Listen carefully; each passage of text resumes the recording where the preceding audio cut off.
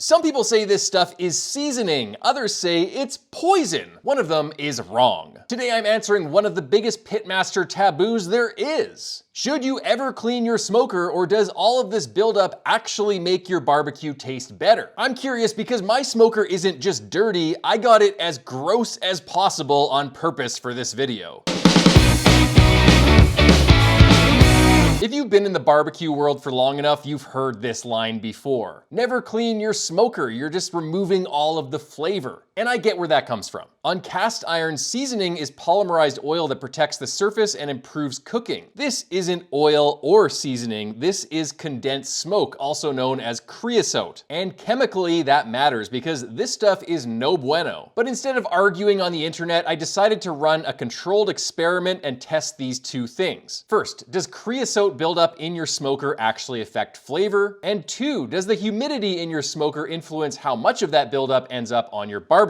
First, I intentionally let my smoker get disgusting. Years of smoke, thick creosote, flakes ready to fall off. I really put my Oklahoma Joe's Longhorn offset through a lot because I wanted the worst case scenario. Now, for the experiment, I seasoned 2 racks of baby back ribs with my Let's Go general purpose barbecue rub. Same ribs, same rub, same everything for this experiment. Lit the offset smoker, stabilized it at around 250 degrees Fahrenheit, and cooked everything for exactly 3 hours to simulate the smoke exposure that ribs usually get. A lot of people use the 3-2-1 method, so it's 3 hours of smoke and then 2 hours wrapped. So this is simulating that scenario. Now let's call this the dirty dry cook because it's a dirty smoker and it's completely dry in this offset smoker. No spritzing, no water pan, just hot airflow over top of the ribs. I did put the ribs on 2 raised racks so they were closer to the ceiling where the creosote lives. After 3 hours, 1 rack came off and went straight into a vacuum seal bag. I'm going to put this in my holding oven overnight at 150 for around 18 hours. You could just use a sous vide bath if you wanted to. And the second rack stayed in, and I took a hammer and tapped it on the lid to loosen all of those creosote flakes and have them sprinkle directly onto the ribs to simulate the worst case scenario that you could possibly have. You've got a dirty smoker with flakes falling off the lid onto your barbecue, creating bitter flavors. That's what I'm trying to replicate here. Then that rack, you can see that it has flakes on it. It got vacuum sealed as well and put in the holding oven with the other rack. Now, here's where it gets interesting. We're moving on to the dirty wet test. For this test, I ran the smoker wet and humid with heavy spritzing, even spritzing the top of the inside of the lid where the creosote is, water pan in the cook chamber, and a water pan in the firebox, basically boiling water and creating more steam and humidity. Spritzed the ribs every 30 minutes or so and the entire smoker just to try to get the water to mix with that creosote and drip onto the ribs. So again, simulating a worst case scenario here. Same deal after 3 hours. 1 rack came out clean and 1 rack stayed in while I tapped the lid again to get some nice little crispy flakes on there. Both vacuum sealed up and put in the holding oven with the other ribs. So at this point, we have 4 racks of ribs in the holding oven. We have the dirty dry ribs, we have the dirty dry ribs with flakes on them,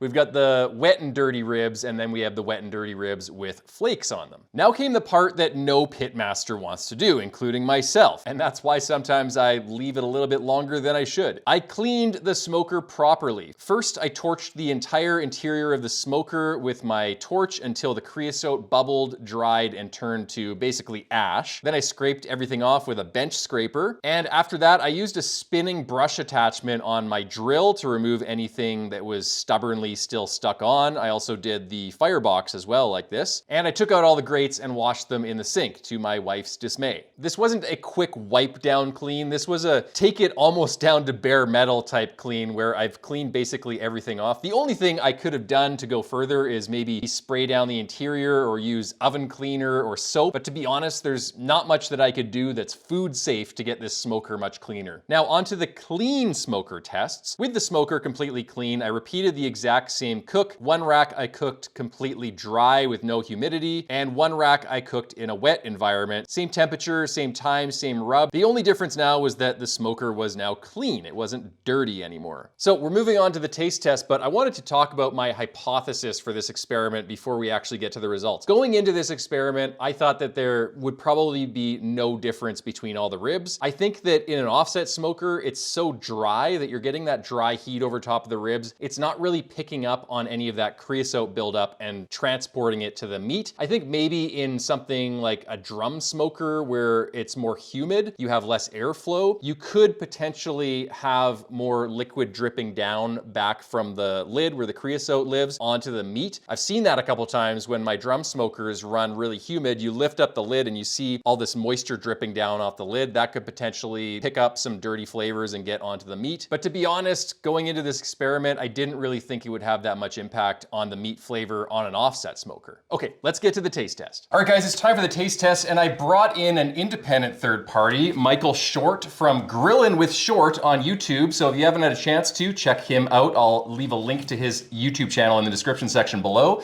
Michael, say hi. Hey. Okay, so we're gonna taste this. I have coached Michael to only give feedback on the taste, not the tenderness or any perceived dryness or juiciness from rib to rib. So that's all I've told him. I haven't told him about what experiment we're doing. Just test any differences for taste. Good to go? Good to go. Okay, let's start with number 1. Okay, moving on to number 2. Any differences that you taste so far? No, light, smoky, not over seasoned, just good ribs. Yeah, I don't taste a difference either, so that's good. So let's move on to number 3. What do you think? Little less smoky. Okay, so less smoky than these two? Seems a little bit less, yeah. All right, good to know. Okay, I don't really taste a difference, to be honest. It tastes the same as the other ribs. So next round of tests, I still haven't told you what this is about, but in the last test, we didn't taste really any difference. You said the last one, number 3, was a little bit less smoky than the other ones. A little less smoky. That's about it. They taste pretty similar to me. Yeah. So let's start with number 4. Okay. You might want to give it a smell too. Sometimes I find like you can pick things up when you're smelling but not tasting, which is like, does that matter then? Because most people don't really do that. Mm-hmm. Okay, number 5. What do you think? Definitely smokier than this number 4. This tastes smokier to me. Anything else to say about it before I give my opinion? It's a good rib, but I might say a little over smoked. I think it's over smoked too. It's like, it's getting into that acrid, bitter, smoky flavor. Yeah. So number 6. Thoughts on that one? Smokier than that, but not as smoky as number 5. Okay, so 5 was the smokiest, in fact, kind of bitter. Yep. 6 was smokier, and 4 was the least smoky. Yep. Okay, so that's all of the taste test. I'll explain to you what we're doing now. Okay. So what I did is, in this experiment, I wanted to test whether cleaning your smoker has any impact on the flavor of the meat. Okay. So as you know, a lot of people say like, oh, you can't let creosote build up in your smoker because then your meat's gonna taste acrid and bitter. So you gotta clean your smoker within reason to keep the flavors clean. Yep. So I wanted to test whether that's true. So I got my offset smoker completely filthy. It had creosote buildup everywhere. And I ran a bunch of tests. One was running the fire dry with no water pans, just kind of dry, no humidity added. And the other one was I kind of like hit the lid of the smoker with a hammer until the flakes came off, and that kind of attached to the meat. So that was number 2. Okay. And then number 3 was running the smoker kind of wet. So running it with a water pan, boiling water in the fire box, and then spritzing it every 30 minutes. And also spritzing the top of the lid and all of the creosote so it would like drip down and stuff. Yeah. So that's simulating like, you know, when you're using a drum smoker or you're shutting your exhaust damper down and you get much more humidity in the chamber. Yep. Seeing how that could impact it. Then I cleaned it, like I torched all the creosote off, I manually scrubbed everything off, cleaned it, and then ran the same tests with the same ribs. Clean, dry, clean, wet,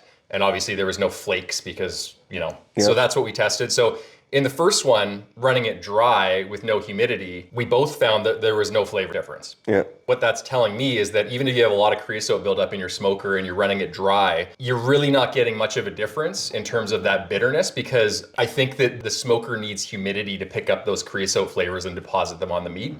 Yep. The second test confirmed my hypothesis because we did clean wet versus dirty wet, right? And we found that the dirty wet one was definitely more bitter and acrid and had those creosote-y type flavors. So I think humidity has a lot to do with it, which is interesting because I thought that there would be no difference whatsoever, but it just goes to show it's a good idea to clean your smoker, especially if you plan on smoking in a humid environment. And with an offset smoker, maybe not as important because you have so much airflow, right? And it's not picking up those creosote flavors. But with something like a drum smoker, if you've ever opened up a drum smoker and you've seen like the water pooling on the lid and dripping off, right? That might be more important. Or if you're running your offset smoker with the dampers closed more and have more humidity, then it might be much more important. But very interesting experiment. Didn't turn out the way that I thought. I thought there'd be no difference at all, but it's good to know. I think I'll be cleaning my smokers more.